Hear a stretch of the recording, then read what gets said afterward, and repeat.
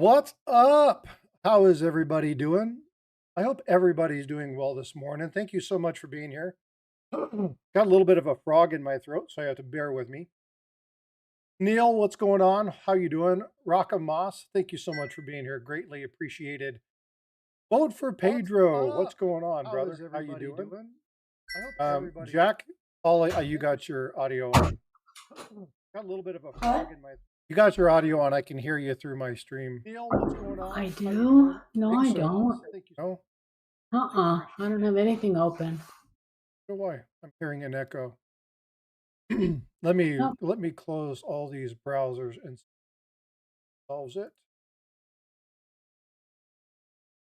I just have the chat I'm hearing popped you out, through my. but no sound comes through that. All right. Hey, what's going on, Luther? How you doing, brother? Good to see you. What's up, me? How are you doing? Hope everybody is doing well. Thank you so much for being. Well, as you guys have probably seen, we're going to be talking gold today. And what I've done the last couple series is I've talked a little bit about stories of mint theft or things of that nature. And I've got a story here for you that I'm going to start off with. And ironically, they're all kind of tied together today. There's all sorts of little pairings and ties between these various stories. So I hope you guys like the topic that I have picked out today. If you're a stacker, there's probably a lot of information you already know about, but I'm hoping that I can bring you a little bit of information that maybe you haven't heard about. And the thing that I'm going to be talking about is an executive order. It's actually the executive order that predated 6102. So if you know your gold confiscation story, which I'm looking at the gold confiscation is 64% of the items that are located in my query that's listed there up above. Which ones are you more familiar with? The Panic of 1837, the 1896 Black Friday, the confiscation, or the Hunt brothers. And again, 60% are saying gold confiscation. This is something that a lot of people are fully aware of and are tracking. So we're going to be talking about this today. So before I do that, hi Paula, how are you? Good morning. I Like I am put you well. on mute because I'm just listening. No, I put myself on mute. I'm well. Good morning. Good morning, I everybody. heard you got a new coin. I got a couple new coins. I did, but yeah, I'm excited. The coin I'm getting next month. That's gonna be nice. But yes, I am. I got a few. I got a couple coins. Nothing major, but fun. Nice. Yeah. Metal Matt, what's going on? Thank you so much. He says, "Well, I heard about the gold confiscation 33. I enjoyed your Hunt Brothers video a while back, Frosty. Outstanding. That's good. So the only one that I haven't done a video on is the Black Friday, the 1896 Black Friday, the Panic of the Panic of 1837. I did talk about. We're doing obviously 33. I've done a number of those, and then I did do the Hunt Brothers. So absolutely, thank you so much for doing that. Steve looking for silver. Luther, he's in the correct chat. He's feeling better now. Good morning, Luther. What's up, Dandy Dave? How you doing? Good to see you. Siren has put the link to the horizontal stream in the vertical. So if you want to come over and see it on the full one, let's do that. Steve looking for silver. What's going on? Vote for Pedro here. I think I already said hi to everybody. If I Can missed she, you, can she put Siren? Can you put a link to the? I don't know which one. To the vertical for me in the horizontal, so that I can pop the chat out from the vertical, so I could have both chats open. Could you put a link to that in the? she will do that. She rocks. She's an Thank extremely good mod. you. I appreciate Siren a ton. Oh, she rocks. Good Morning, morning, Nana. everybody. Jack Riley's here. Okay, well, Jack's here, so we can go ahead and begin. Now we got both the Jacks in the room. So, Jack. Oh, hey. Oh, I yeah, just want to mention that Jack Young got an award. really, So did Matt Dinger. They both got awards from the counterfeit people for absolutely their for phenomenal. their. I don't remember what the award name is, but it's an award from the counterfeit people for their awesome, amazing contributions to the hobby and helping all of us stay safe. I'm That's sure if awesome. Jack Riley, or do you know what the name of that award is? Luther's like, "Kid Anyway, Jacks don't make it right." congratulations on that. Congratulations, Jack. Nobody deserves it more than you, that's for certain. So me, the question is this a coordinated stream with Tiger? He covered the executive orders last night. The Al Cruiser Award. Yes. Thank you. Yeah, congratulations, Jack. That's awesome. So Very deserving. well deserving. So deserving. Yeah, very well deserving. So me, no, it's not in conjunction. However, I've had this sitting on the back burner for a little while because I was waiting until I did the conversation with the Anti-Counterfeiting Education Foundation, speaking of them. And there's a Right. story that I want to share with you. So we're going to go ahead and dig in to this. Tiger Secker did do the executive orders. He got one little piece of trivia wrong. We'll talk about that a little bit later on. But this comes from an article that was written in the New York Times around 2005. Now, if you guys are tracking today's story, 1933, St. Gaudens, double eagle. You guys are very aware what happened during that time. The United States Mint um, issued proclamation by order of the president that this coin was not going to be out. They withdrew it. There was no public availability. It became basically illegal to own. But something happened in 2005 that was kind of interesting. And that was the United States Mint came out and said it had recovered 10 $20 St. Gaudens double eagles and had put them in Fort Knox. And this caused a lot of stink. There were a lot of issues with this particular announcement because there had already been a, a precedent set in 1996 where somebody had found or surfaced, I should say, a Gaudens double eagle. And that began a treasury battle with the court system and the person who actually owned the coin. Now, during this 1996 time, again, this was quite the to do. There was a massive sensation about it. And one of the representatives, actually the lady that I interviewed, who was the editor of Coin World at the time, said, we knew we had ideas that there were potentially more coins like this running around, like the 1964 peace dollar, those kind of things.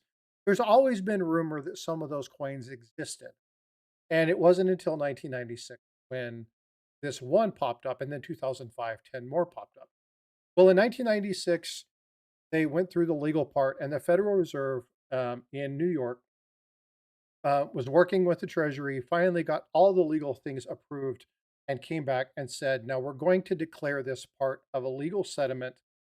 Mad Stacker, member for 12 months. Thanks so much, Mad. Appreciate you being here.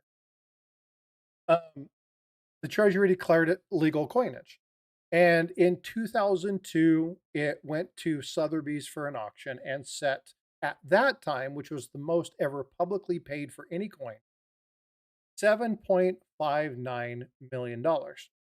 Now, when we talk about $7.59 million for the St. Gaudens Double Eagle, that's no longer the high price. That coin last fetched 18 million just a couple years ago when it sold in a private sale. But this at the time, and again, you're talking 1996 to 2002, the value of money was a lot different.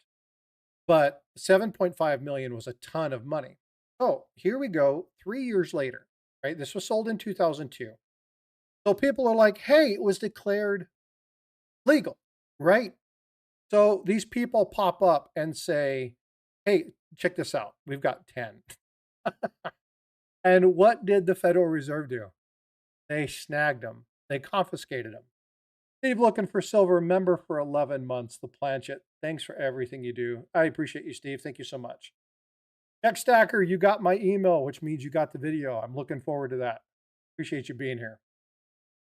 All right. So 2005, 10 more of these double eagles were released. And this is something that the Mint's acting director at the time, David LeBruck, I think that's how you say his name, DeBrike, um, said that they had received these, but they confiscated them. And when asked, the media, was like, hey, well, hold on just a second. You already set the precedent. Like, well, you have to realize these were never lawfully issued, right? They were taken from the United States Mint there at Philadelphia in a manner that was not conducive to presidential order, right? So they said we're not doing this, we're not getting this gold out, we're not releasing this. There was never an official release; it had never been put out, and so we're confiscating them. It's illegal to own these. This is property belonging to the United States of America. And needless to say, that caused some massive issues. Now, what they stated was that we are not going to declare these legal coins. We're not going to auction them. And they said, because again, there were people that were trying to approach them to buy them because, when they had already set the precedent for this almost $8 million sale 3 years prior. Well, legal counsel for the PNG, which is the Professional Numismatist Guild, which is a nonprofit. They do a lot of work with the very top rare coin dealers. You'll see these little stickers on that. The confiscation of the 1033 double eagles could lead to significant problems over time.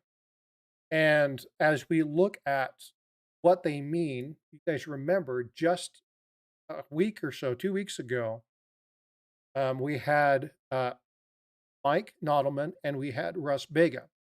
And on that show, they were talking about the pattern coin that was found. Really neat. They had sent it off since and proved the pattern coin was authentic. And it's, what is it, $280,000 or something like that. Phenomenal, phenomenal piece. Hey, what's going on, Mad? Thanks so much for the $5 super chat. I really appreciate all the support, brother. So when you look at this particular one, again, they were like, hey, we need to look at this. There's pattern coins like the 1804 silver dollars or the 1913 Liberty nickel, the 1943 bronze cent. Right? There's so many of these varieties. There's so many of these particular items that how do we prevent them from the confiscation? And so in 2000, they reminded the folks that they had filed what they called a friend of the court, the amicus curiae. This was a legal brief with the United States District Court on behalf of London, England. And this was the guy, Stephen Fenton. He's the one that it was confiscated from in 1906.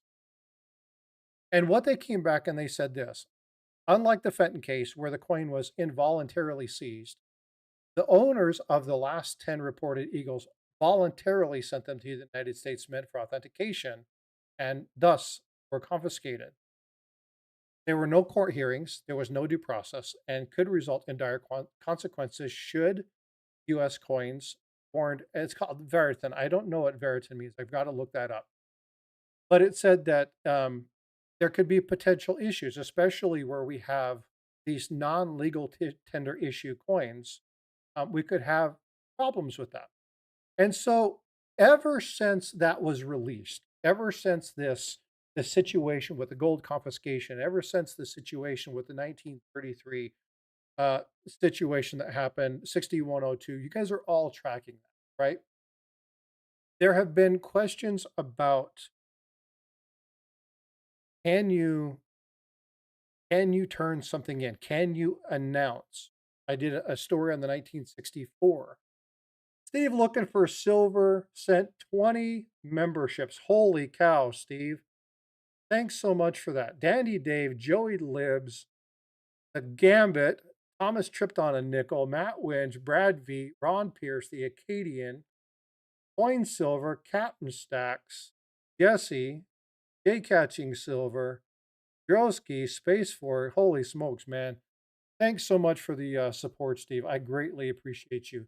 And you'll see here shortly. You should see your membership gifter thing pop up in chat. Appreciate it. Floyd Elts TV, thank you so much for subscribing. Much appreciated. All right. So there were a lot of questions about this particular event. There were a lot of things that happened, and my opinion, and I'm going to say my opinion because I can't find this anywhere. I have no validation. Paul, if you're aware of anything, then but there are other coins out there that potentially could be another situation where items get confiscated. Will anybody ever come out if they have one? Pete Clark, thank you for becoming a member. I greatly appreciate your support, bud. Thank you so much. Um, could this happen again? Will we ever see the 1964 peace dollar? And knowing that there was this confiscation, um, I don't think that would happen. So again, over the Saturdays, my job, one thing that I wanted to do for you all was to bring you stories about what we called mint thefts, thefts from the mint and stuff like that. And this was on a little bit grander scale.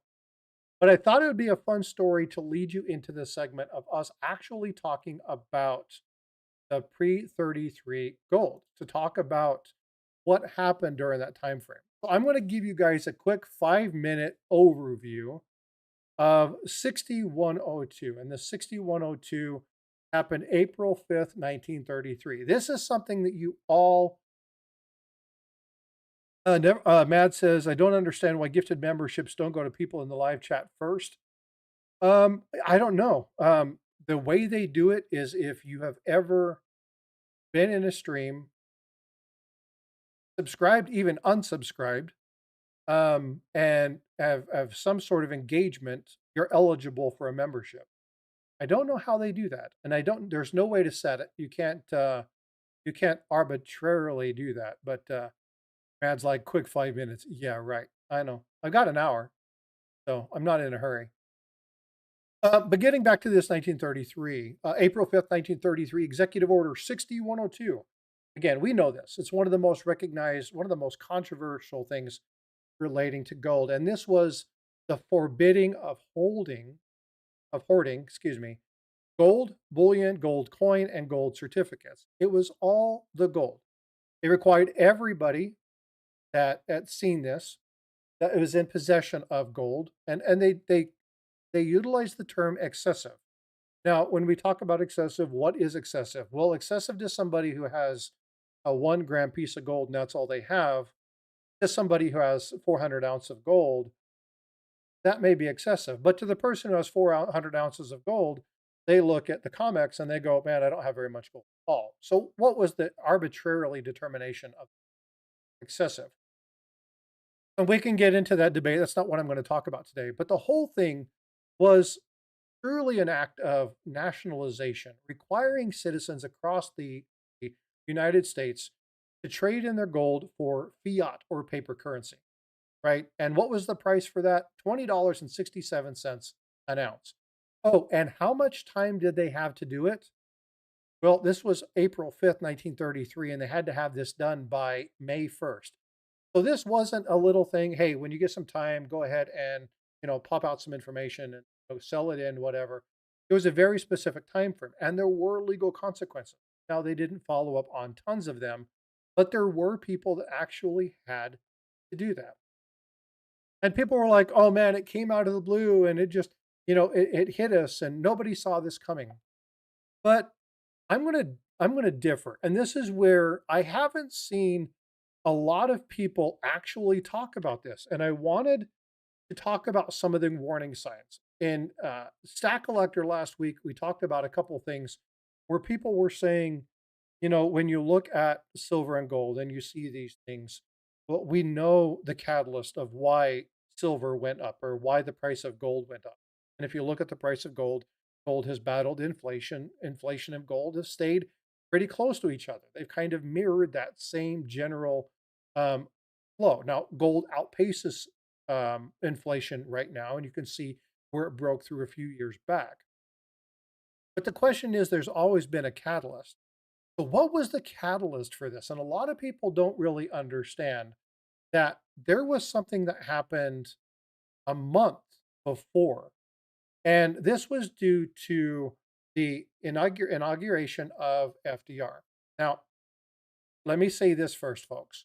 I'm not anti FDR. FDR did some amazing things. There were some major issues with some of the stuff he did, especially with the United States monetary system. There were some engagements in that, but again, this wasn't the thing that turned our giant snowball on.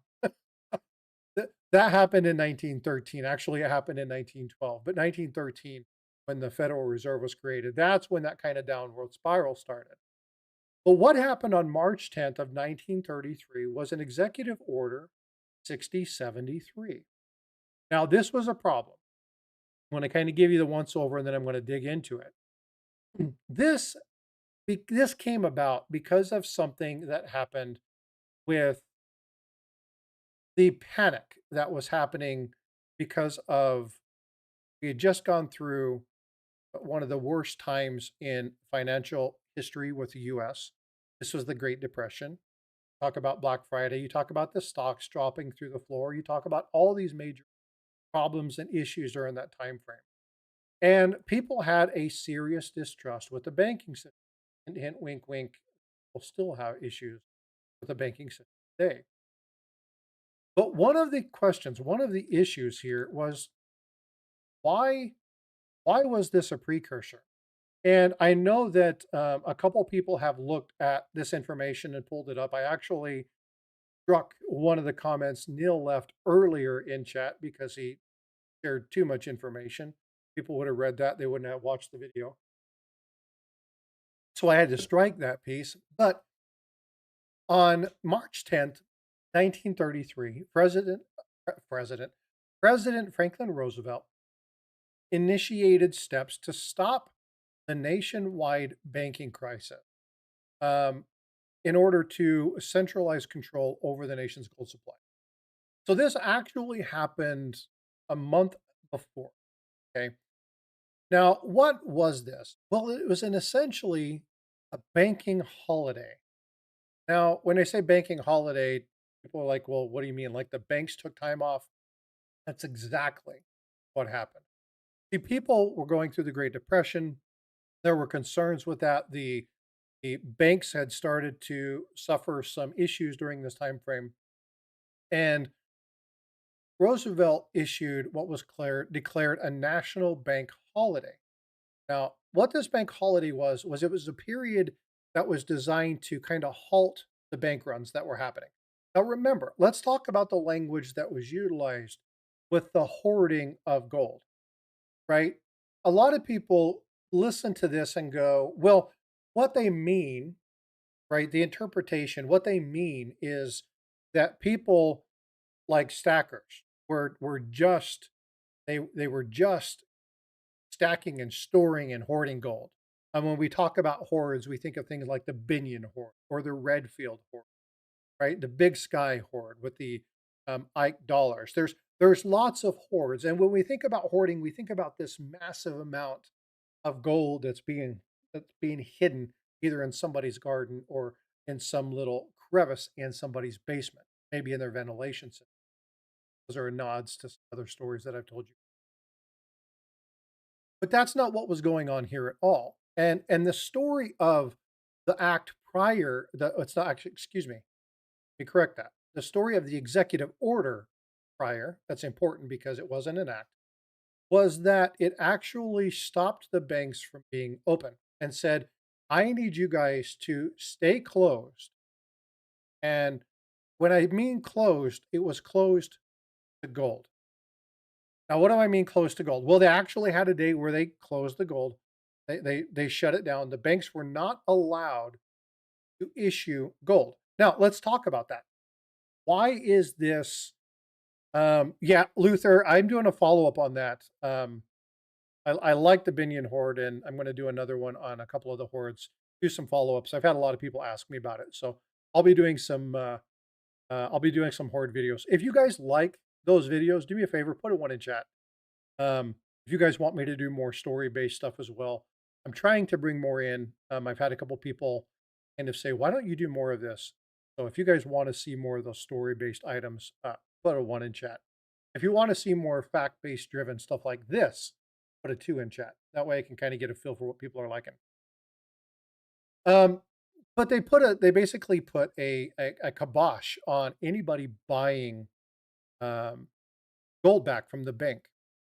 Now, we had silverbacks, goldbacks, and those were, well, I shouldn't say silverbacks. I should say gold certificates, silver certificates. One's a gorilla and the other one's a gold thing. Um, one of the issues with this particular item was that this executive order also tied with something called the Trading with the Enemy Act of 1917, um, pulled together to be created to something called the Emergency Banking Relief Act of March 1933. This was the catalyst. This was the start. You guys want to know where confiscation started? It was here. It wasn't in March. It wasn't through May. It was actually 1917. Now, there were coin acts, 1853, 1857, that stopped people from being able to sell gold in bullion form because they didn't want melting down American coinage to foreign nations. We also had issues where the United States currency no longer recognized or accepted foreign coinage in that as well. What's up, teacher? How you doing, bud? Long time no see. Thanks for being here. And thank you for being a member. Um, so when we look at those general timeframes, we see that there has always been a desire within the United States to prevent our money from making it overseas. Now, is this anything new? No. We had massive problems with this. I say we. There were massive problems with this all through um, King Henry VIII, right? King Edward, the Scots, the Spanish, the French, the English. They all had laws where it was treasonous to take the crown coinage, melt it down, and trade it. Right. This is something that has gone on forever. So the laws that were, hey, we don't want you trading this, they made sense. This has been something that has happened throughout history. You know, in Rome, you didn't want people melting down the Rome gold and giving it to Greece, right? Because that made that powerful. That made them more powerful. It allowed them to buy more lands, allowed them to have greater influence, buy more items. It was an opulence thing for the rich, right? So it became ways to pay and fund armies, right? Which is the original concept for why coinage existed in the ancient world. But again, there have been precedents of us not selling our gold to foreign countries. This was different. This was a fundamental shift in thinking. And Order 6073 was the first time in US history where there was an immediate and severe restraint on the ability for banks to handle gold. Now, when we talk about them handling gold, they were not allowed to pay out on a gold certificate. They were not allowed to trade back any gold coin, any gold bullion, any gold certificate. They couldn't even deal with it. They were told, you will not, you shall not release this. Okay. Now, that should have been a massive sign, people, that the next order, the Executive Order 6102, which everybody thinks was the one that started this, this should have been the catalyst that people went, oh, we've got a problem. And as people have been saying in chat, a lot of boats probably sank during this time frame. An unfortunate boating accident, right? And but this was the issue. Now, why was this such a big problem? Why was this such an issue? And part of it was they were talking about hoarding. Now, again, when we go back to this hoarding scenario, in the beginning, I was very clear that in the hoarding, we're not talking about people taking and just stacking. These are people wanting to withdraw their money. They don't trust the bank. They don't trust the government at this time frame. There's questions, there's concerns. And they know this. So this is the preemptive strike. And this is why so many people, when you talk about US government and central control of banks, this is one reason so many people have problems with it. But a lot of people don't reference 6073. A lot of people reference 6102. A lot of people reference entities in 64, 65. These are the ones that they reference, but there were always precursors to these. We're going to talk about the precursor another time, probably in stack electors, to the Kennedy Silver 65 Act that was done. We're going to talk a little bit about that executive order, what the precursor to that was. But in this particular case, it was that 6073 that was the defining marker. People really should have woke up and realized what was going on. And so there's always that catalyst. There's always something. In this particular case, it was not the restriction of the citizen, because again, that would be bad, right? It was the restriction of the banking system.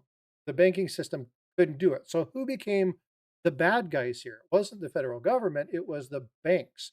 The banks were the ones who looked at this and said, you know, you're putting this on us. Well, why did they do that? Well, because they knew in just a few weeks they were going to do something that out of all of the 1933 stuff is what really gets me. And that is something that happens throughout history when the nation's trying to rally support. And that is, doesn't matter what the event is, they apply to people's patriotism. And if you look at the information on 6102, there was a lot of your civic duty, you know, in support of our nation, to grow our nation, to do the item that is the just and the American thing to do is to give the gold back. Right? That's sell your gold back. We'll give you money back. We'll give you your fair due. And, you know, do your American, your patriotic responsibility. That is the one thing, the utilization of patriotism. Folks, I was in the Navy. Paula was in the Air Force. Um, we have lots of folks in chat that were military members. You guys know we love our military. We love our United States. Now, here's the thing. I bleed red, white, and blue. Okay. I can't stand this anti-sentiment attitude on the religious end. I can't stand the anti-American views that some of the people have done. I just don't care for that, because if there's a problem, my question has always been, well, what can we do to fix it, instead of I'm going to bash it, grade it, and belittle it. Well, how do we fix our nation? Those are questions for time, but these are questions that need to be asked, right? And so in this particular time frame, it was the utilization of patriotism against us to sell it. And so this is one of the major problems that I have with this. Now, I have issues with central banking, and I have the issues with the way the Fed controls the money and things of that nature. I have lots of questions, which when the Coin Show podcast interviewed Ventris Gibson, the Mint director, he enlightened us. Paula, come off mute for just a moment, if you will.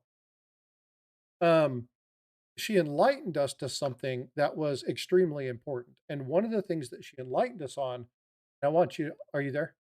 I am. I want you off mute because, again, this is something that it's a little off topic, but it plays to this. The United States Mint Director has limited power in what they can do with the mint. They can't issue coins, correct? Yes. They can't issue metals. No, they can. Actually, they can issue metals. That's the thing that I do. They have limited capability of issuing metals, but they can't just go print coin. They can't just go stop coins. Print coins. Mint coins. I'm sorry. Like no soup for you. Yeah. Sorry. That's okay. I need to. You know the soup Nazi, the thing from Seinfeld. I need a buzzer or something.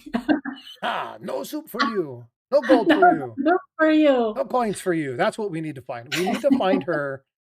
Okay, folks, you guys are on a task. This is exactly what we're going to do. Okay. We need to find a programmable button and record it. It says, no coins for you. No coins for you. And we need to put it on Paula's desk. All right. I have a mission. I know what I'm doing. Has anybody Oh. ever checked to see if Ventress had a hollowed out leg? I like the play there, Azure. That's funny. But no, the Mint Director is very limited in what they can do. So when we talk about understanding legislation, understanding laws, executive orders, Tiger Stacker did talk about executive orders. How many executive orders were there? He said there were 10. There's actually 11 because there's one that was turned into an act. It was an executive order, but it turned into an act. And that's one that I recommended you guys go look at. That is Emergency Bank Relieving Act. That was actually an executive order that shifted. This happened in March 33. This was one of those things that was deemed so vital, so important by all all branches of the United States, executive, legislative, and judicial, that it immediately went from executive order to an act. So there actually is 11. I have to give him a little bit of grief because he's like, man, I really researched the heck out of this. It's like, well, you know, but I gotta give my brother a hard time. And so, by the way, folks, if you guys aren't tracking, Tiger has had there's the company he was working for had some issues.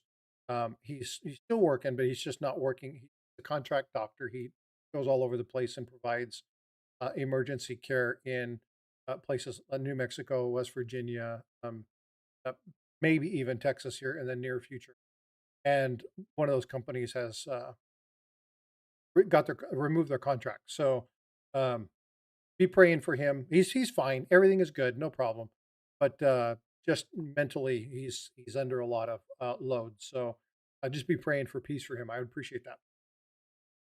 All right, so we'll get back into here. So the Mint very restricted on what they can do. So when you look at these items, people will try to blame the Mint for certain elements. They'll say, "Well, the Mint can't do this. The Mint isn't doing this," and we know that. The Secretary of the Treasurer can say, "Hey, we don't want you to mint any more coinage, i.e., the penny. We don't want you minting any." But it doesn't make the penny illegal. The penny isn't necessarily going away, right? We've seen more about this. We've heard about some of the desires. There's still more to come. The legislation hasn't been passed. Now, here's the thing. These were executive orders. 6073 was not an act. It was an executive order. 6102 was not an act. It was an executive order. And why is that important? Well, it's important because these things happen, they happen quick. And you see the executive orders from Kennedy, you see the executive orders from Ford, and a lot of those different executive orders undid a lot of this stuff. So you see that it was brought back and then it got rid of it again. We moved it to silver. So again, if you look at this, these are executive orders. And people say, well, if an executive order is not um, legal, it's not deemed as legal, then they don't have to perform the task. Well, here's the thing. The government is required on an executive order to start the process. We are underneath him. It doesn't matter if you're in the Department of Defense. It doesn't matter if you're in the Department of Finance, or, the Treasury. It doesn't matter where you're at. You have a requirement to start the process of acting and engaging on that executive order. You can't just say, well, I don't want to follow this. This is an executive order. Later on, the court systems get involved, and if they deem that it's legal, then they make a determination, do we act or not? Neither 6073 or 6102 became acts. Okay, so it's important when you're talking about the historical relevance of these particular items, they're not acts. James Schultz and me, yeah, ding, ding, ding, ding, plank owner arriving. For those of you in the Navy, me is one of the original OGs. He is a plank owner on my site. So thanks so much, me. 23 months. That's as long as I've had memberships, by the way. James Schultz, good morning. Hope you're doing well. Thank you so much for being channel members. I really do appreciate all your guys' support. And again, Pete Clark became a channel member today. Thank you so much for doing so. But these orders never became acts. And why didn't they become acts? Well, because there was massive, massive, massive public outcry. And so when you're looking at the legality of this, there's a couple things that are important to understand when you're looking at executive orders and them turning into acts. Number one, a president who comes in and undoes another executive order. We've seen this happen with the uh, Nixon administration. We've seen this happen with the Kennedy administration. We've seen this happen with FDR. We've seen this happen with Biden. We've seen this happen with Trump. Any president comes in, can issue executive orders that undoes a previous executive order. But here's the thing, once an executive order undoes the work of somebody else, the following president can't undo the one enacting a previous one. Once one is undone, that executive order cannot be brought back up. It has to be redone, reframed in a different manner. It can't be written in the exact same manner in which the previous one was. And so that's important to understand when we're talking about confiscation. It's important to talk about these things and really understand what can happen during this time frame. Now, again, 6102 that followed this particular one was something that really caused a stink amongst a ton of people. But it wasn't the only one. If you want to know more about the executive orders, you can go ahead and go check out Tiger's video. He gave you a lot of information on 10 of the 11 executive orders. I'm going to give him a lot of grief about that, by the way. Um, but he did cover that really well. And so if you want to know about the executive orders, do so. And we can talk more. I know Neil said he wants to talk more about platinum and palladium. I'm not a big person on those. I would have to look at some of that information to research that, but we can definitely talk more metals. But I wanted to take some time and go over the stories, because you guys know that I like the stories, and talk about the 1933 confiscation and what happened in that time frame, but really tie that to the catalyst that was for 6102. So again, when you hear people talking about the gold confiscation, when you hear people talking about 333 gold, and you'll see here my 1905 S AU 58. Paula, I put that one up here specifically for you, because this is your favorite grade when you're talking about dealing with expensive items. And if you look at this gold Indeed. coin that's here, granted, it doesn't have the luster of a 65, but it is a phenomenally beautiful coin. All the details there, good price to pay for it, getting all the elements. Yeah, maybe the luster isn't there, but still a beautiful piece,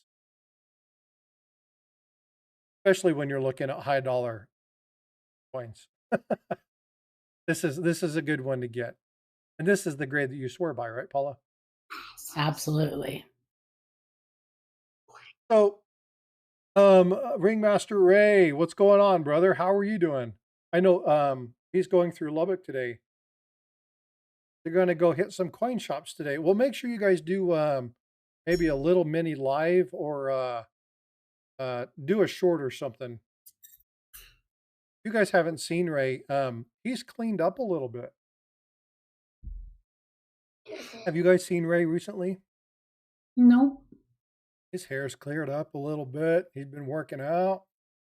Circus master. Yep. I can't tell you why. Probably know why. Why do all men clean up? A lady. So Ray, I'm happy for you, brother. I'm glad you're doing well. I hear you got a good one. So yep, several videos, lots of stuff coming up. Outstanding. So, but it's good to see you. I know you've been extremely busy with stuff, so it's good having you pop in and say hi. Ringmaster Ray, say hello to Tiger for me. Says vote for Pedro. Me calls you Circus Master. Absolutely. Gold sniping farmer. Just because something has been used doesn't mean it's lawful. That's actual fact, right? And some of these things, while not necessarily deemed illegal, okay, so where's Azure? I'm going to block him real quick. Right? I'm just kidding.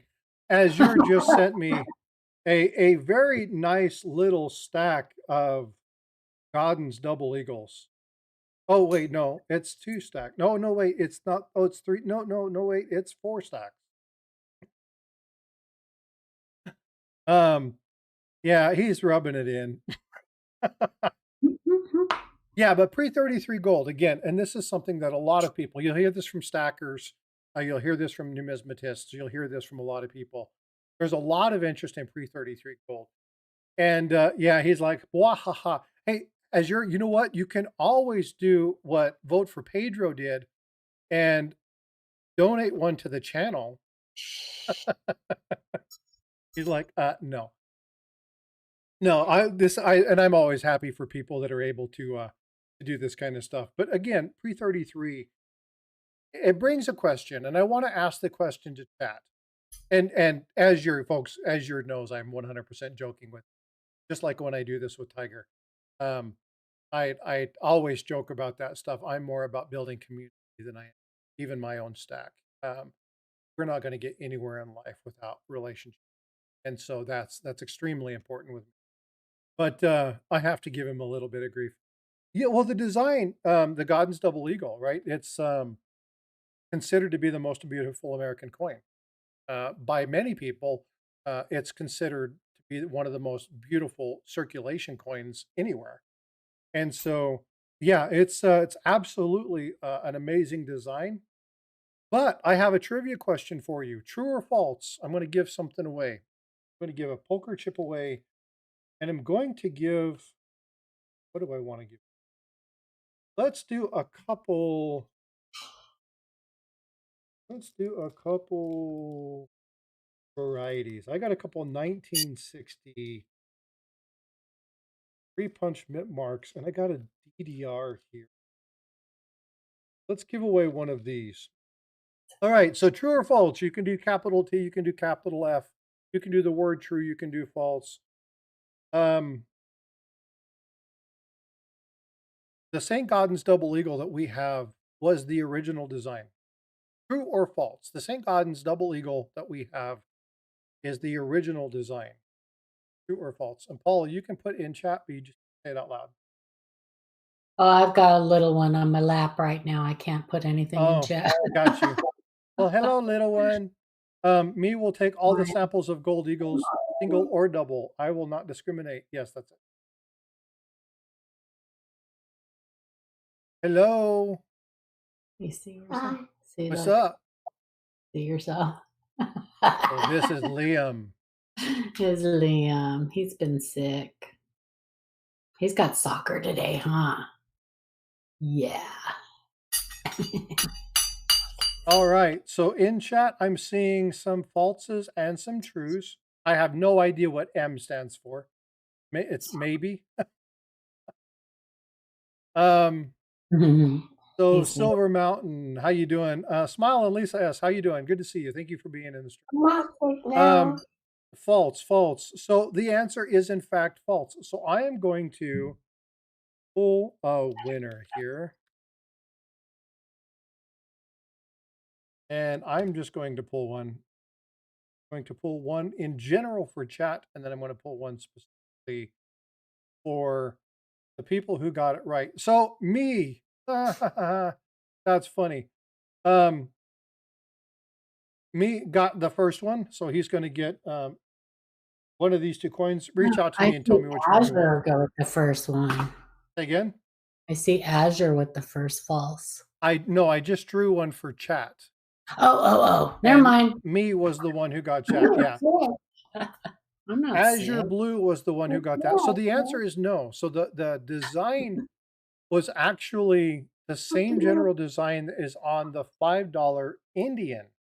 That was actually St. Gaudens' original design for the double eagle. There were some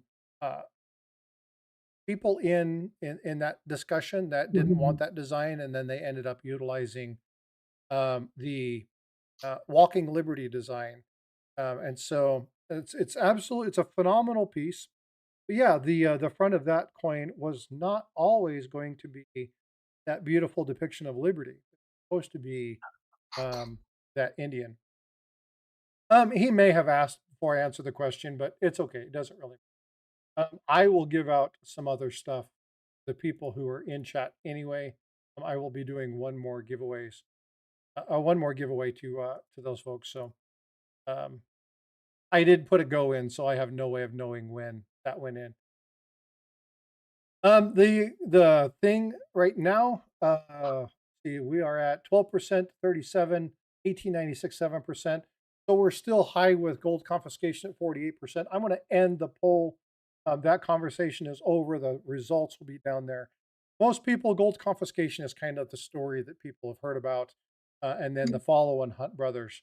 We can do more with the Hunt Brothers. But the catalyst, again, in all of those is there was something that happened that prompted these issues, and therefore the spike in silver and gold.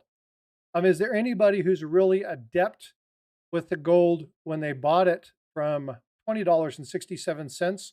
Does anybody know what they set gold out after the fact? If you do, put that answer in chat, and I'll do one more giveaway. If you know how much that is. Now, gold sniping, or excuse me, Azure and me are not eligible. They've already won, so they are not eligible. Again, they bought the gold at $20.67. How much did they stack it to once they had the gold that they wanted? How much did they set the price at? Inkman, good job. Nicely done. $35. The legislative was backed by the fiscal purpose. And again, the whole purpose for this was generating a large profit for the government. The tone of that was around $3 billion. Now, this $3 billion was in that time frame. It'd be close to about $100 billion now. It's just an unreal amount of money. So the process actually gained lots of financial revenue for the U.S.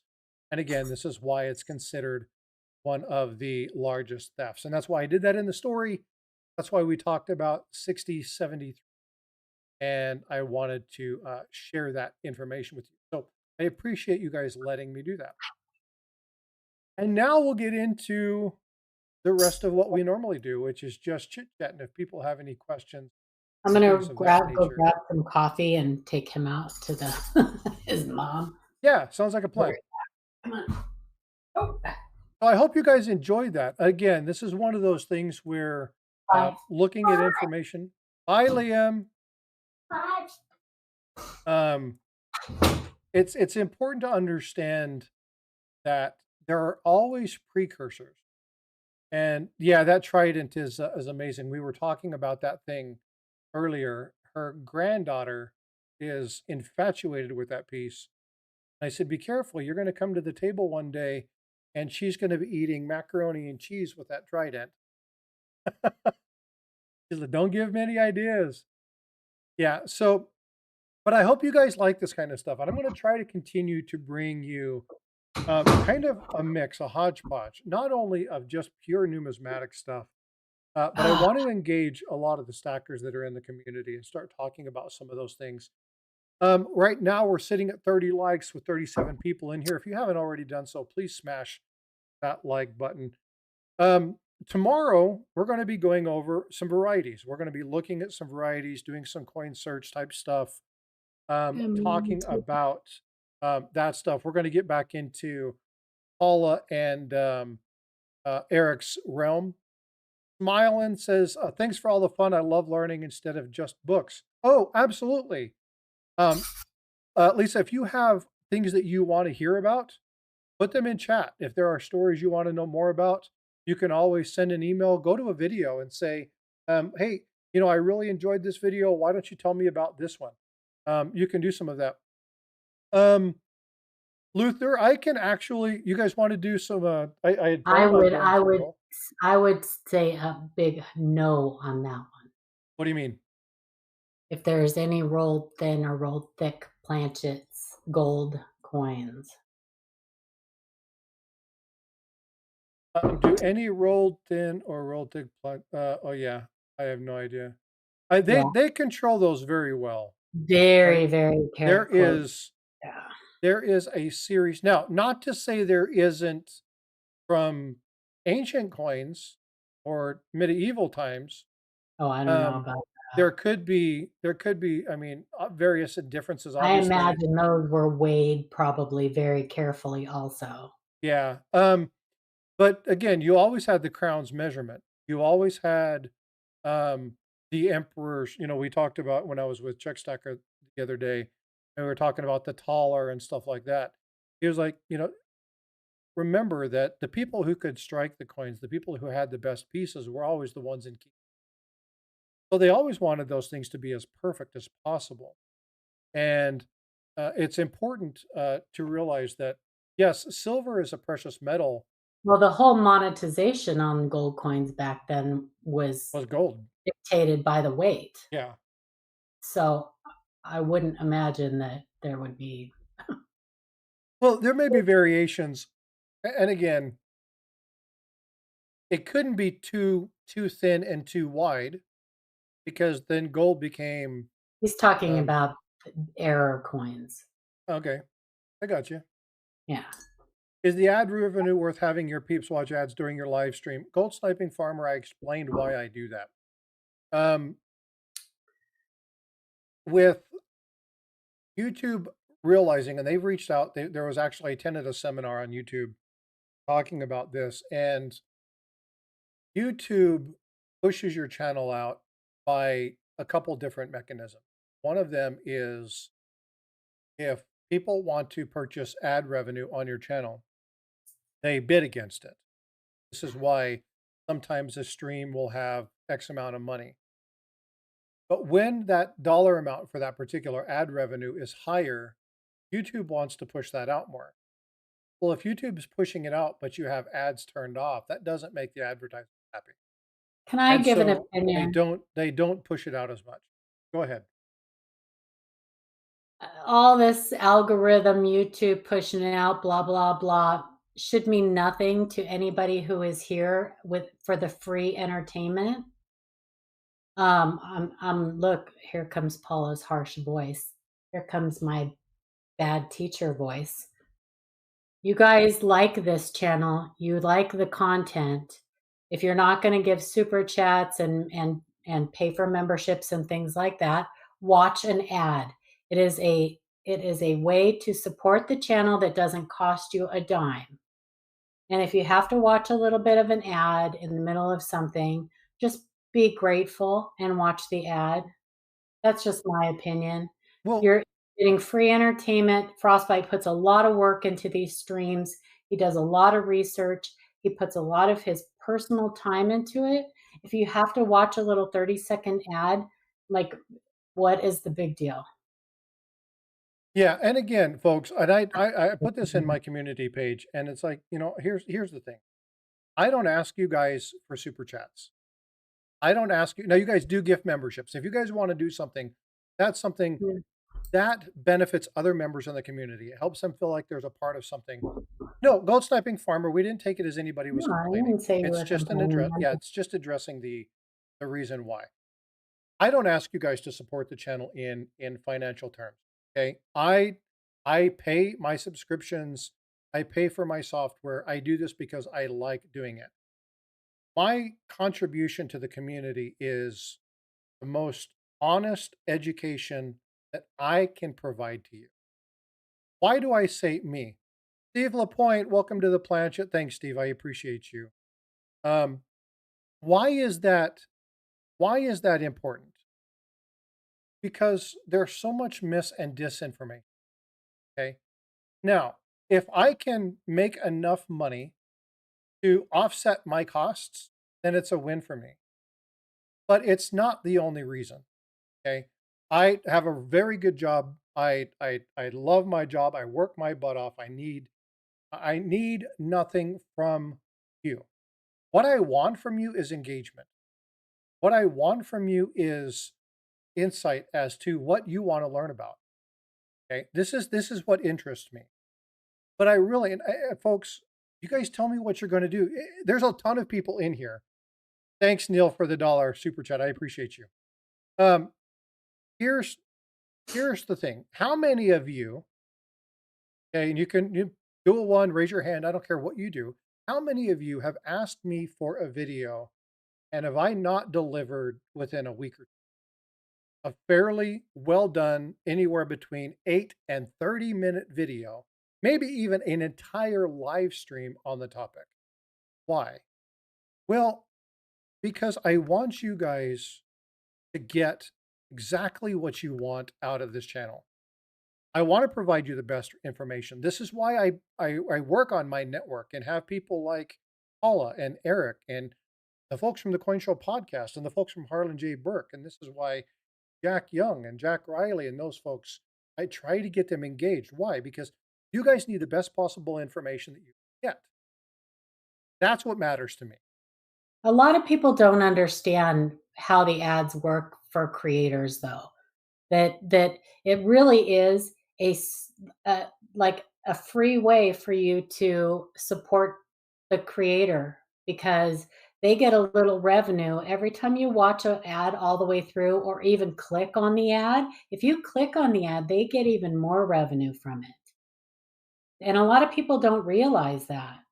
Yeah, but again, folks, again, just a reiteration, it's not about the revenue. The revenue is nice, okay? It helps me offset my bills for the creation of YouTube. And if you guys have never seen my production, maybe I need to do a live stream and show you what I do to actually produce a live. Some of you would freak out.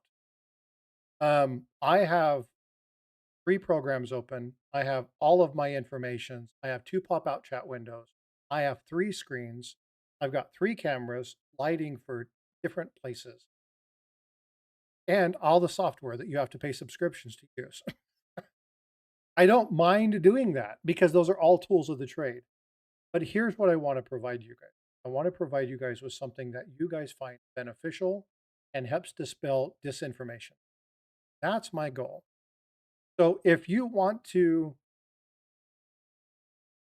do something to stop the ads, buy a premium subscription from YouTube, pay a few bucks a month, and don't get ads. I buy it because I don't want to get tons of ads, even for people who get ads. You don't have to send me money.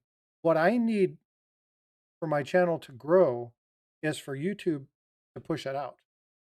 And if I'm not engaging in the processes that helps YouTube identify my channel as something to go out, it won't go anywhere. So I need to push that way. My channel's growing pretty fast. I mean, I'm already at 6,300 subscribers.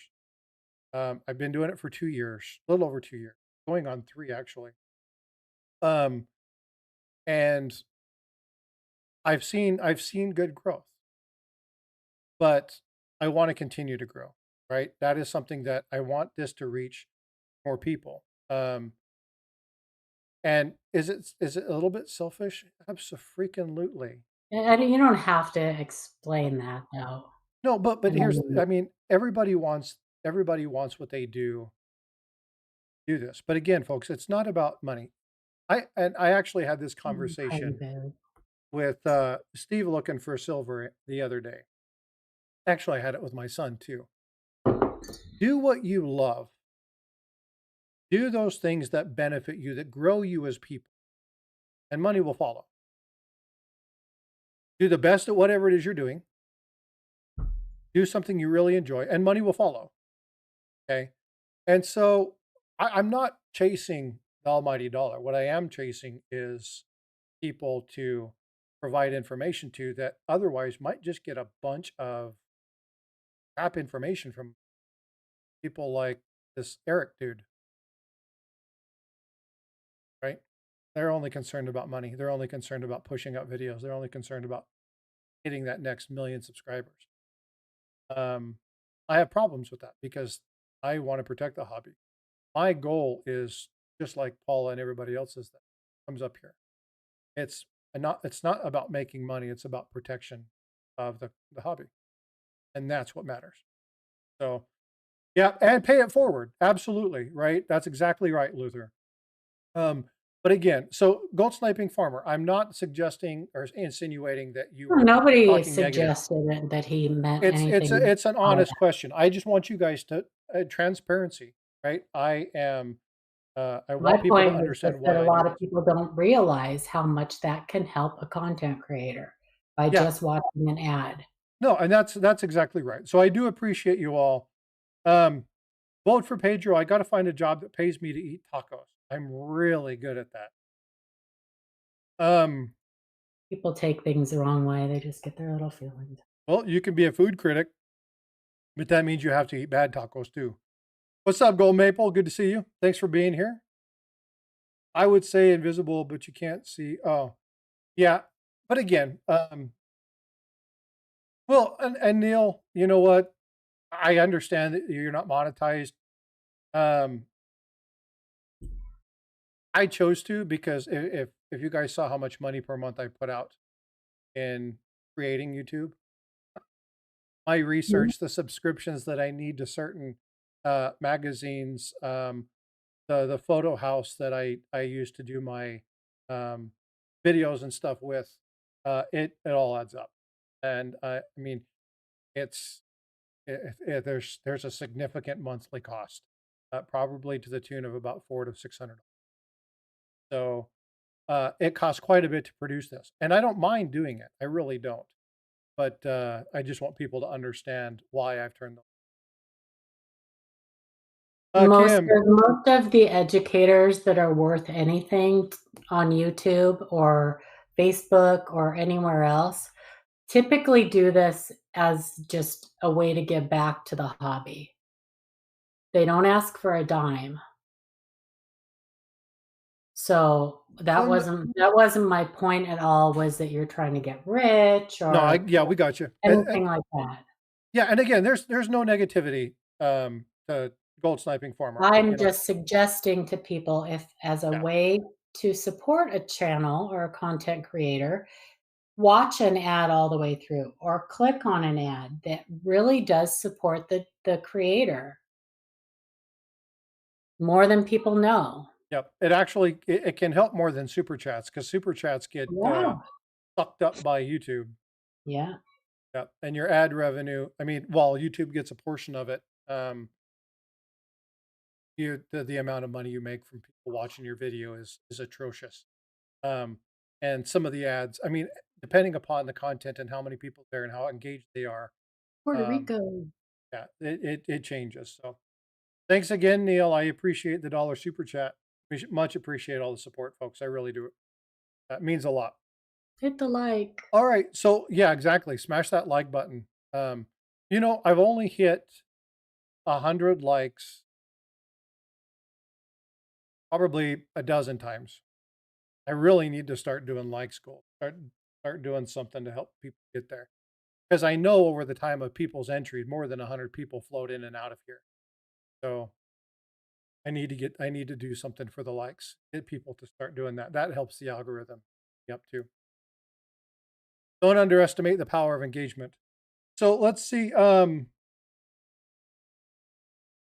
not paying YouTube more for. Yeah, I got you.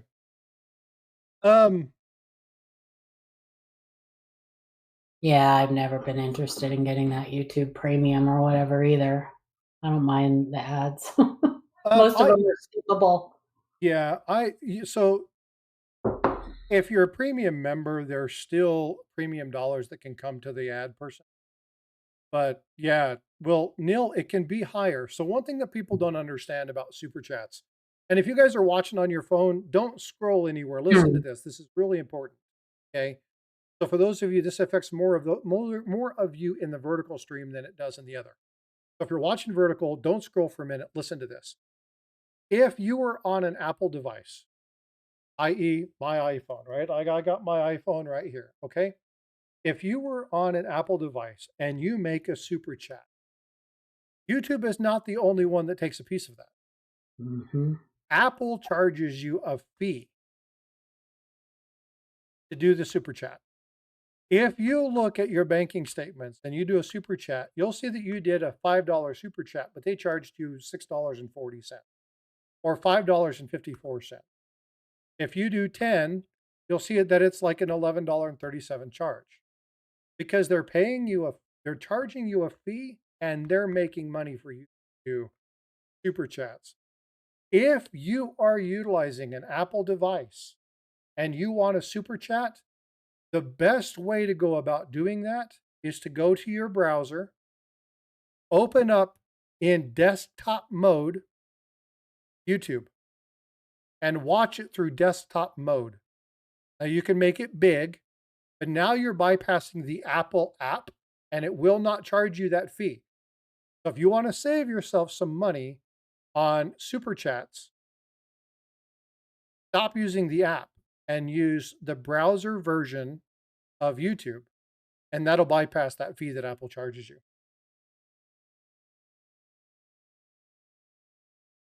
Because that's, and I tell people all the time, I'll do super chats, but if I'm going to super chat somebody, I get on my computer. Or like Salivate Metal, right? Salivate doesn't even tell you, it just cash at me if you want to do that, right? Let's bypass it all about it. But there's a lot of people who just don't track that. I'll do a little short on that. Actually, I probably shouldn't because Apple will blacklist me. But yeah, it can be pretty pricey if you have a bunch of them.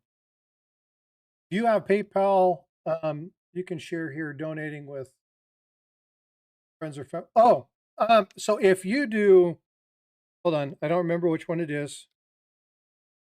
Is it donate or is it? Yeah, there you go. If you do !donate, if you, instead of doing it that way, you can send that out. I have a PayPal account. Let me I'll find I think the PayPal account and my Cash App account are the same. If you do at Frostbyte Coins, I think at Frostbyte Coins is my PayPal. But yeah, so again, those I'm not asking you to do it, folks. That's not why I'm trying to get you to do this. You want to do that, you can do that. That's fine. But I want you guys to save your money. And again, Paula talks about this all the time. Oh, Paula, by the way, you're playing with your trident. Me said nice trident, and I told him that we were talking before the stream about your daughter utilizing it, macaroni Mac and and cheese. Ah. You gotta watch out for that one. I know, she already stole my duck. Oh, that's My nothing to granddaughter. that's nothing to quack up about. Okay, Quack. let's see. Luther, like, this is all new to me. I am stuck in the Stone Age. I'm asking for you to do it. I have no shame. Well, yeah, so here's the whole thing with this. What benefits me more, and you guys, I know you guys are going to, oh my God, here's this Frosty's being corny. I would much rather have really neat insight. Okay, now listen to what I'm saying. If your grandfather was engaged in a train robbery, I would much rather know that story and how it ties to some numismatic item or something else. Thanks, Metal Matt. Appreciate you, bud. And you do know that 333 is my favorite number, by the way. So much appreciated. Those are the things that I find fascinating. You guys remember Aunt Laura? She would pop into chat. I haven't seen her for a little while. I need to reach out to her. She sent me photos when I did the Apollo 13, the Apollo 11 story. And she sent me photos of her and her father and her brother sitting on an old station wagon watching the launch. Oh, cool. You know what that tells me? That commemorative coin is tied to our community. It's tied to somebody that knows the story, that was there, that's seen it, that's been there. Those are the stories that are fun to me. And why is that? Because why do we collect coins? Right? Some of us collect it for the value. Some of us collect them for the history. Some of us collect it because it's shiny and pretty. But I am a numismatist in heart, and my goal is to teach people about the history of of money and talk about those stories and build those connections. Why? Because if you really like that story, you start building the connection to those people, right? And that's what matters to me about connectivity. Um, I enjoy those types of things. Let's see. As you're kindly hit the thumbs up, or I will come to your house, eat all your high protein foods, and not leave you till you hit the thumbs up button.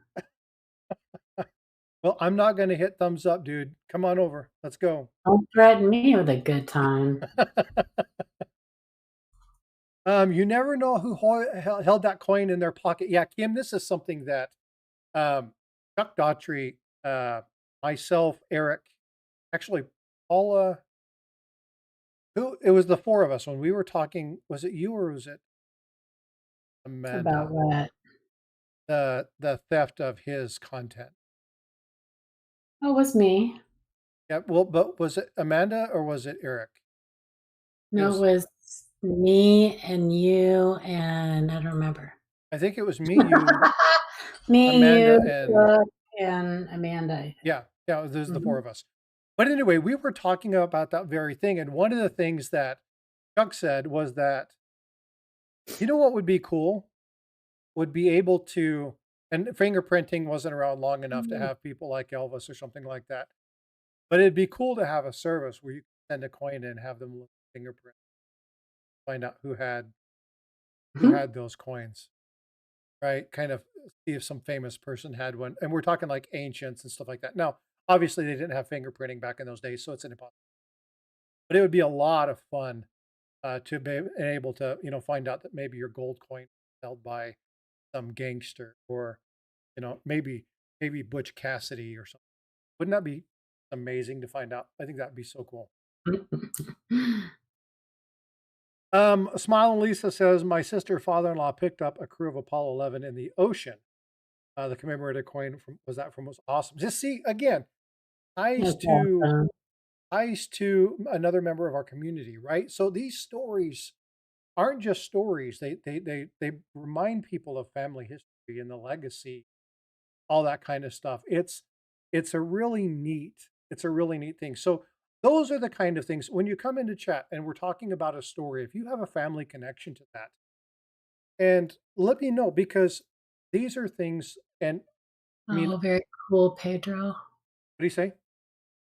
He said, I got to work with Ernest Wildy, legendary Hasselblad photographer who trained all of the Apollo astronauts to take photos.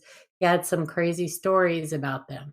Now, Yeah, I don't know, I probably butchered all of those names and whatever, but so the Hasselblad photography is it's extremely really famous, close. but he used to work with so vote for Pedro is quite the photographer. He's quite accomplished. Very Actually, cool. vote for Pedro's just talented pretty much all the way around. Very, He's just very an intelligent. Very, all-around guy, he talented sucks. guy. No. So he did a lot of stuff. So him and I had a great talk about photography in that particular story.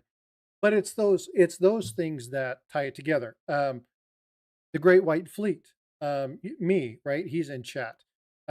We had a great conversation. Actually, he sent me a coin to do a video on that, and I don't have that coin with me. But those are the kind of things that build connection to community. And so, yeah, I like super chats. Yes, I like you guys doing membership giveaways. It makes people feel good. But I really would like ideas. I would like those relationship items. I would like those topics that get further broke down and discussed because those are things we as humans don't do enough these days. We don't sit down and tell stories. We don't sit down. Yeah, we might sit down and chit chat because me and Azure live 1,000 miles away from each other. So it's not like I can just get in the car and go see him. So it's good. But him and I pick up the telephone and we actually talk. And so these are the things that where you can find these common grounds. You can find out a lot about who a person is by talking to them. You can find out people who know a lot of information, and you can meet people who you thought knew a lot of information, and you actually talk to them, and they're not quite what they embody. So there's a lot of things that we can do by talking to people. So it's the interaction that I'm engaged in. That's something that I really enjoy. Having the conversation with Check Stacker last weekend, you guys saw that, being able to strike Mhm. a coin, right? And um, That was so cool. these are things, and I've got this one, here in my hand, right? Very Now, cool. we knew they weren't going to strike very well because the materials that was used. I'm actually, Beck, I have something that I'm going to do for you. We'll talk about that a little bit later.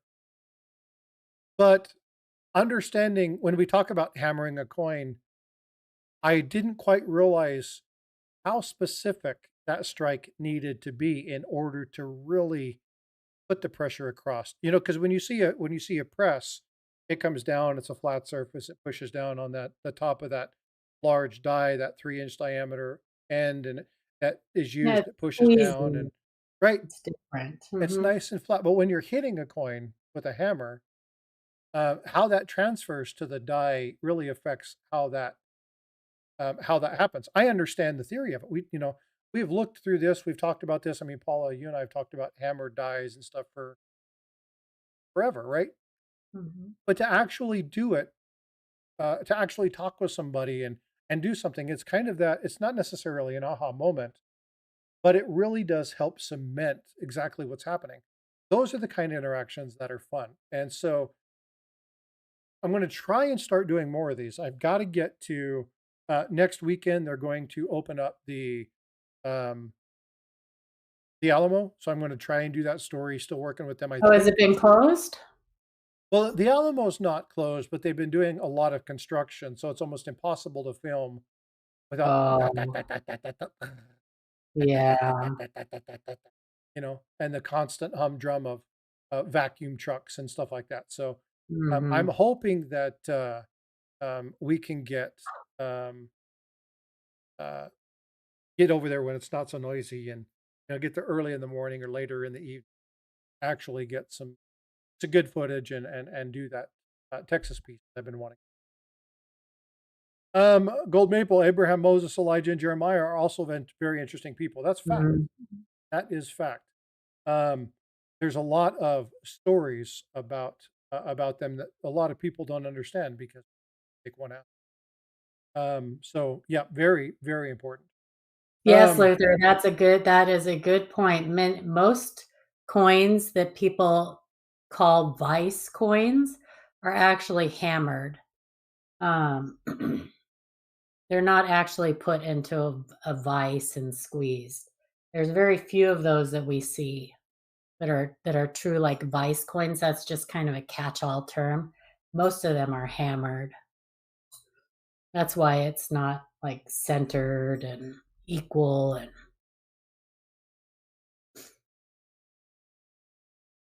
yeah, see, so all of these things, and actually that's something else that I need to start doing is those applications, like what I I did know with you the do, Luther. I love that. You have a great illustration. Luther has a great illustration of. Hammered vice coins. Very he cool. he oftentimes when because people just love to argue that they're no, that's not my coin isn't a vice coin, even though we've seen them a million times. Their coin is always different, and so he he loves to prove them wrong by showing them exactly. Well, yes, as a matter of fact, I can make one.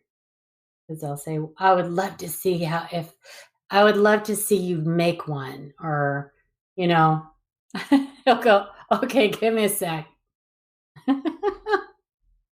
Yeah, and see, that's the kind of And you practical knowledge and can make application one. that people need to have, right? Mhm. Because and again, that has a good and a bad portion to this. We talk about this a lot with Jack Young. When you teach people what they look like, "Hey, Lisa, have a good one. take care of yourself. Hope your eyes are good. I have a big sympathy for people with eye issues. So Me too. hopefully you can get your eyes fixed so you can do more coin searches. So I Yes. will see you later. I appreciate you being here. Thanks for all the support and all the chat today.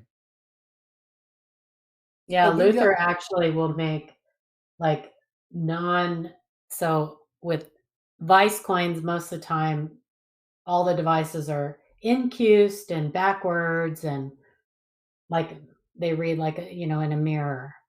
But he will actually take that coin and make a non like a false use it as like a false die to make it look like a double struck coin. It's interesting. so as yours says, have any of the people here stopped buying silver and gold because of the prices? Yes. Yes, I have. Luther, absolutely. I mean, not completely, I guess. Actually, yeah, But go ahead. Well, I'm having a yeah, not conversation over you. completely. I mean, I like the fact that I can now buy the premium stuff that I like for non-premium prices, I guess. You know what I mean? Like normally you'd buy like you know what I mean, like the premium rounds, you can actually just get them at melt or not melt, but a little over melt. Yeah, I'm I'm buying what I like, but I'm buying primarily numismatic based items, Yeah. right? And we were talking before the stream, gold 333 is actually a pretty good deal in retrospect to gold because It's the the time prices in coins. Yep, I said it a while ago. yep, It's a great time to pick up some and save them from the melting pot. yep. Save them if you can. Luther, I'd actually like to chat with you. Send me an email. I'll respond back. I want to chat with you about that because I actually have an idea that I want to do, and you might be able to provide me tons of insight. So send me Same an with email if you silver will. coins. Michael Kittle was talking about that he just bought a bunch of peace dollars. Some of the rolls are just, circulated, whatever, and he's probably going to send them to the melting pot. But he has like a couple rolls of BU peace dollars. And he can't, they'll probably go to the melting pot too. And it's very sad that that's happening. But, you know, I mean, I guess the stackers, it doesn't, it doesn't bother them, but it's sad to see that those coins are going to become, just silver bars. Well, and the problem with that is, again, when you look at, what was our conversation about, right? There are coin acts where you can't melt them down and sell them abroad. That's actually illegal to do. A lot of people don't realize, you can put it into art form and stuff like that, but you can't just melt it down into bullion. If you document that you took, uh, you know, American coinage, melted it down, even you can't do it in sovereign countries because there's laws against it. But one of the things to look at is if it becomes a huge problem, do we risk hurting ourselves with how much is out there and what we get to have? Remember, when people melt this stuff down, they're not documenting that they're getting rid of it. So your population reports don't. Um, people don't know that you cracked out something like right. They don't know that you necessarily cracked out Right. that item and you melted it down. So you may have populations of stuff that show that they're not actually there because they've been cracked out and melted. So there's a lot of problems that are caused by that. But as coin collectors, it's just sad to see all those opportunities for some really nice. And there's Well, there have been coins melted down for, ever, right? Like a lot of some of our commemorative coins in the beginning were made from melted down obsolete coinage, that we had before. So our half dimes and much of our early commemorative coins were made from those. Yep. What's up? Well, Nick Molnar, how you doing, bud? Good to see you. But it's I don't know. I find it sad that that's happening because I'm not really a stacker. I'm a collector, and I love the old coins, and it's so sad to me that we're going to be losing so many of them. Yeah, it's kind of a bummer. So if you have the opportunity to pick up some pre-33, check those prices. I'm looking at very specific, trying to find a very specific coin because I want to get a Charlotte and a Dahlonega mint. What's up, Reckless? He's like the great melt off. Nice invisible ranch. That's smart. Michael Kittle's got some great stuff, and usually you can get pretty good deals from him. So, well, I'm upgrading my Peace Dollar book. I may have to reach out to him about those Peace Dollars. Yeah, if you guys aren't subscribed to Michael Kittle Coins, you should be. He doesn't do a lot of live streaming on his coin channel, but when he does, he usually has some pretty good auctions, and you can get some pretty good deals. And he's a full-time coin dealer, so you can always contact him. He gives really good deals, so he's a good guy. Nick Molnar's finally healing up after almost 2 years of dealing with those issues. I'm glad you're doing better, bud.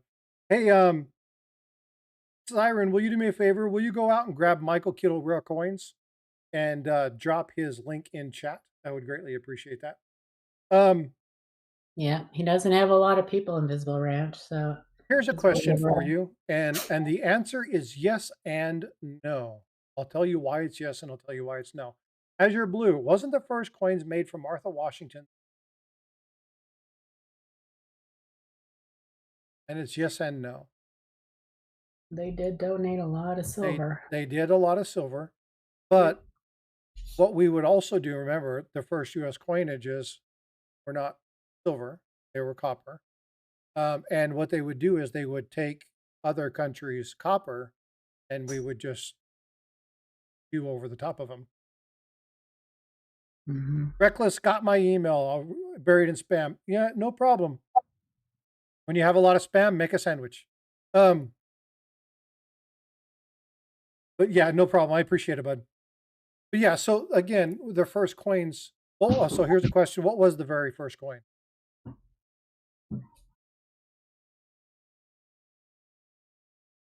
Paula can't talk right now. Who are you asking me? No, not you, because you know the answer to this. Oh. I know you know the answer to this. This and your other favorite question. In what year was the 1794 minted? All right. People are like, huh? The half deem. The half deem. There you go, Azure. The Disney. Yeah, but again, so there's a lot of different ones. I'm actually going to do a story. I don't know if I should even tell you guys. I'll give you a teaser. Okay. I'm going to do a story about a coin that is timed very well for release in October. So I don't know if that gives you guys any clue as to the coins that I'm talking about. It's an actual coin and it has tenants in October. We'll see if anybody can figure that out. John Leslie, my father gave me a $5 Hawaiian brown seal, and I'd love to hear some story about those. I can definitely do a story about Hawaiian notes. There's Hawaii, the Philippines, and North African.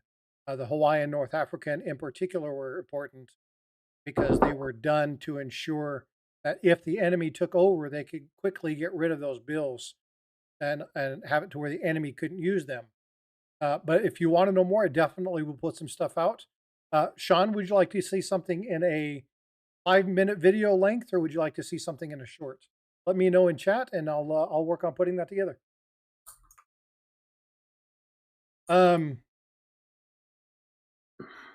So it's Did you nothing. know It's that? nothing new, Gold Sniping Farmer. It's actually Do you been know around for who a long time. had a huge hand in our first copper planchets, making our first copper, supplying our first copper planchets? French. No, no, no, no. Are you looking for a person? Mm-hmm.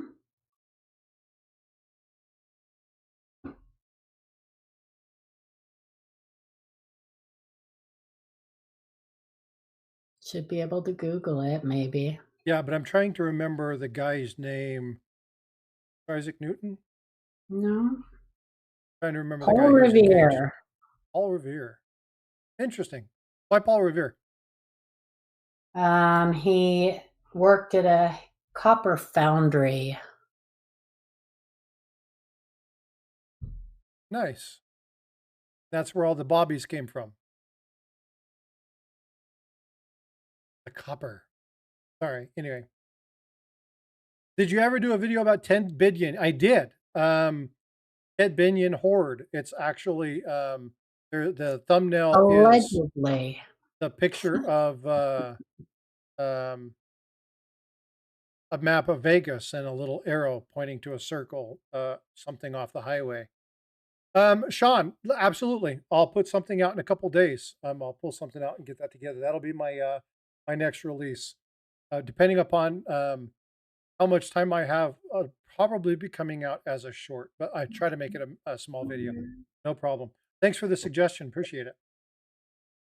Yeah, so go check out the Ted Binion Horde. I talked a little bit about the structure of his Binion. father, the Not to be Binion's confused with casino. Moomin.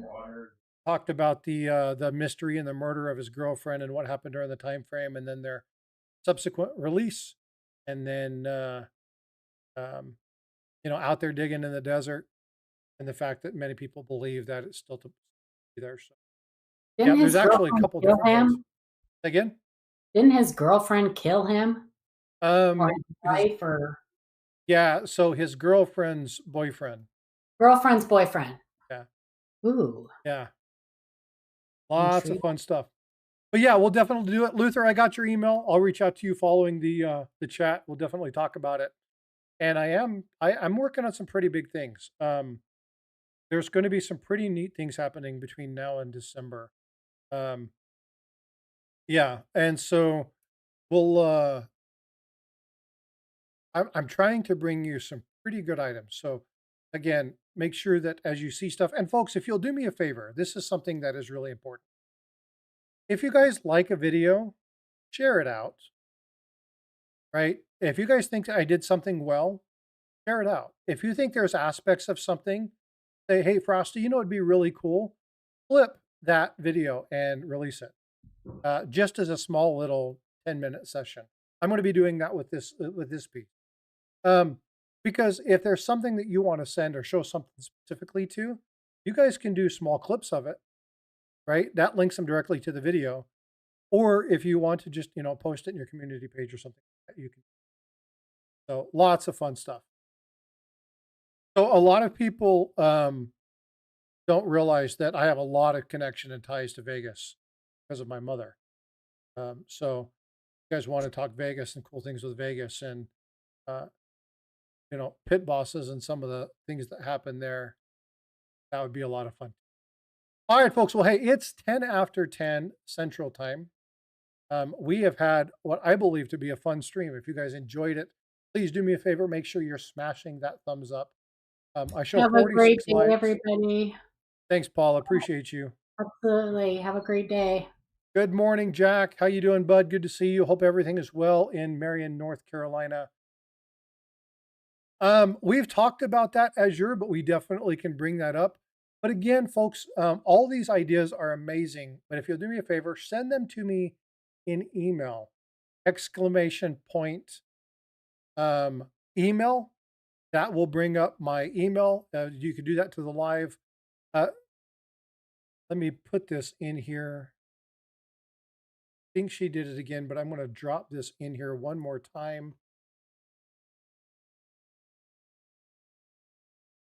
Really quick. So again, this is Michael Kittle. Siren dropped that earlier, but I just want to make sure it gets into chat. So if you guys are interested in that stuff, make sure you go check them out. It does a lot of amazing stuff, gives a lot of good information. It's always good to have reliable coin dealers on hand. All right, folks. Well, hey, yeah, it was great to see Teacher in chat. Man, good to see you, bud. Hope you're doing well. Vote for Pedro, Jack Gallman. Luther, thanks for all the chat. I appreciate all the information. I appreciate you reaching out to me. Thank you so much. Smiling Lisa, Jack Stacker, Jack Gallman, Nana Stacks. You guys, I can't tell you how much I appreciate all your support. 49 likes. We're almost at 50. Smash that like on your way out. Tomorrow, I'm going to talk about varieties and errors. We're going to be here with Paula and Eric. We'll be looking over some coinage, maybe doing a little bit of a coin search. I'll check with Eric and see if that's something he's up to. If not, I've got a roll here that I can go through, and I'll pull something out. Maybe we can look at some coins, talk some varieties and errors, have Paula regale us with her information while we do some searches. So that's something you're interested with, then we'll definitely look at it. Folks, again, I appreciate you so much. Go check out the video I did regarding the commemorative coin of Charlie Kirk. Put your comments down below. Metal Matt gave me something to think about. So I want you guys to put your opinion. Doesn't matter if you're pro or against it. Go look at that, watch it, and let me know what you think. All right, folks, I love you guys bunches. Thank you so much for all your support. Be well, be blessed, and I will see you in the streams. Take care.